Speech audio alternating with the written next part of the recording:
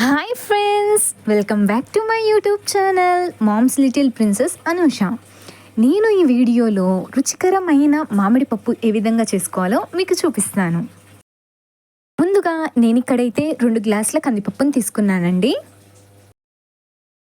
ఇప్పుడు ఈ పప్పులో నీళ్లు వేసుకొని 2 సార్లు వాష్ చేసుకోండి, నేను వీడియోలో చూపించిన విధంగా.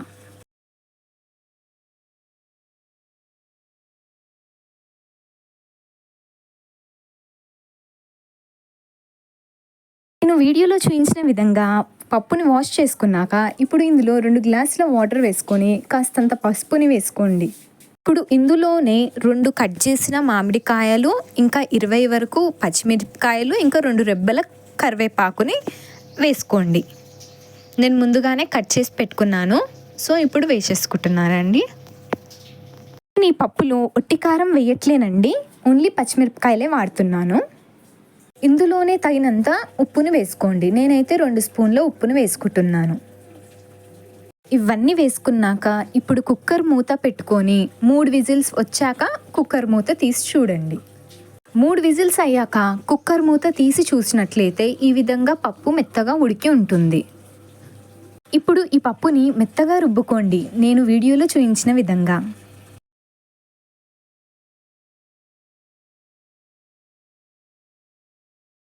ఇప్పుడు వేరే గిన్నె తీసుకొని అందులో 6 స్పూన్ల నూనెని వేసుకోండి.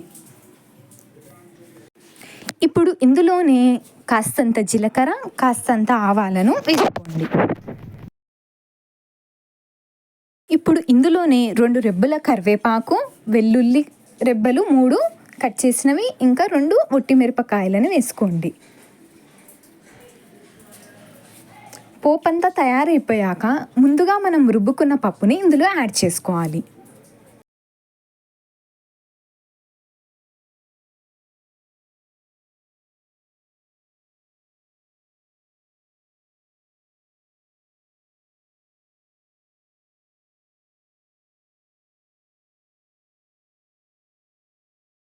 ముందుగా రుబ్బుకున్న పప్పంతా పోపు గిన్నెలో వేసుకున్నాక ఇందులోనే 1 గ్లాస్ వాటర్ వేయండి.